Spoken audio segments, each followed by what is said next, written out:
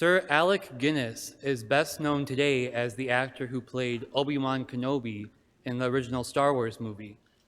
But what most people don't know about him is that he was also a convert to the Catholic faith and a devout Catholic. And one reason that led to his conversion was an encounter he had while filming a movie. He was filming a movie called Father Brown, where he played a priest who's also a detective. The movie was being shot on location in a small town in France. And as he was walking home from shooting one day, something strange happened. Since he was still in costume as a priest, a little French boy came and grabbed his hand and walked with him for a long portion of the journey, chatting away in rapid French.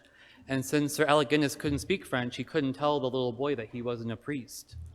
But after the child left him, Guinness was struck by the experience, and he wrote, "Continuing my walk, I reflected that a church that could inspire such confidence in a child, making priests, even when unknown, so easily approachable, could not be as scheming or as creepy as so often made out. I began to shake off my long-taught, long-absorbed prejudices." Today is the solemnity of the Ascension. And I have to be honest with you guys, I never really liked this feast day. So I wasn't really happy when I found out my Mass of Thanksgiving would be today, but I'll get over it. So what bugged me about the Ascension? We can see the problem if we look at the apparent contradictions in the readings for today. In the Gospel, Jesus says, "And behold, I am with you always until the end of the age." But in the first reading, he ascends into heaven, and he's apparently gone forever. So what is Jesus doing here? And maybe an answer could be found if we approach the Ascension in a new way, if we see the Ascension as Jesus acting as a priest. In order to understand this, we need to go back to Holy Week, to Good Friday. And on Good Friday, Jesus died on the cross, offering himself as a sacrifice for the whole world. And at first glance, for the people there on Good Friday, it looked like a normal Roman execution. But the reason we know it's a sacrifice is because on the Last Supper, Jesus said it was a sacrifice. He said, "This is my body, which will be given up for you, and this is my blood." But even so, if it had just ended with Good Friday, we wouldn't be here today. There wouldn't be Christianity. People would have just thought that it wasn't a sacrifice, it was a normal execution. So we can't just end with Good Friday. We need Easter Sunday, because Easter Sunday tells us that the Father accepted the sacrifice that Jesus offered on the cross on Good Friday.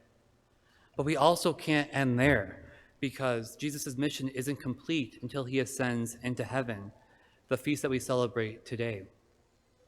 In the letter to the Hebrews, it says, "Christ did not enter into a sanctuary made by hands, a copy of the true one, but heaven itself, that he might now appear before God on our behalf."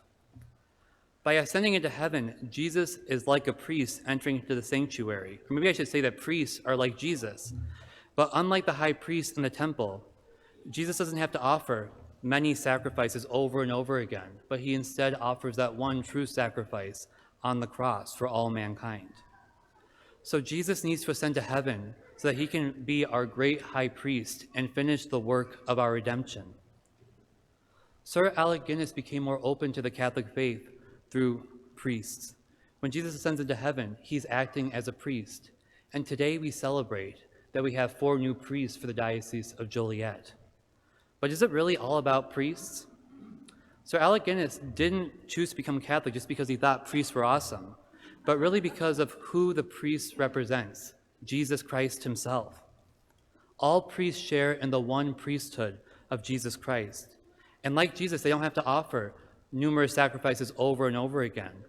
But in the Eucharist, they offer that one same sacrifice of Calvary, of the cross, not crucifying Jesus over and over again, but making that same sacrifice present once again in an unbloody way.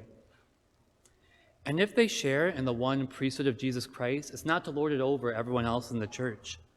Instead, Jesus said, "The Son of Man did not come to be served, but to serve, and to give his life as a ransom for many." Priests are called to be priests in order to serve the people of God. Just as Jesus laid down his life for the church, so priests are called to lay down their lives for the people that they serve, by shepherding them, by teaching them, and by offering them the sacraments. And just as we need the vocation of priesthood, so we need the vocations of marriage and of consecrated life. And these vocations also imitate Christ in their own unique ways. Religious sisters imitate the church as the bride of Christ in receiving the love of Jesus the bridegroom. And married couples imitate the self-sacrificial love of Jesus for his bride, the church. None of these vocations are in competition with each other, but instead, all of our vocations need each other. Each vocation, every person, every member of this church with their different gifts and talents complement each other, and they build up the body of Christ in a unique way. But even if Jesus ascends into heaven to appear before the Father for us in our behalf, it still feels like he's leaving us. And yet he says, "Behold, I am with you always." Every time we come to Mass, Jesus comes to us in the Eucharist. And the Eucharist isn't just a symbol of Jesus' presence. It really is Jesus' body, blood, soul, and divinity that we receive. So even though Jesus ascends into heaven, he's still with us in a very real way because he has left us his very self in the Eucharist. In the Eucharist, we receive him into our bodies and into our souls. In the Eucharist, we can visit Jesus almost anytime we want in the tabernacle. And through the grace of our baptism, Jesus is in our souls always. This is why he can give us that promise that he is with us always. By ascending into heaven, Jesus has not distanced himself from us, but instead he's closer to us than he ever was before. And the same Eucharist empowers us to follow Jesus more closely. In the opening prayer in the collect, it says, "Where the head has gone before, the body is called to follow in hope." We are called to follow Jesus into the sanctuary of heaven. But we can only do that if we follow him here on earth. How can we do that? The best way is simply to ask him. After we come forward to receive Jesus in the Eucharist, we can take time to ask Jesus the question, "How can I best follow you?" And also, after you ask this question, take time to listen to him and be honest, because a lot of times you might not get an answer that you like. I'm speaking from experience. For some young men here, maybe that means pursuing a vocation to the priesthood. Or for young women here, it can mean a vocation to consecrated religious life. Or for men and women, it could be a call to marriage. And for those of us who are already following our vocation, and I'm glad to say I can finally say that, we can ask Jesus, "How can I best follow you within my own vocation?"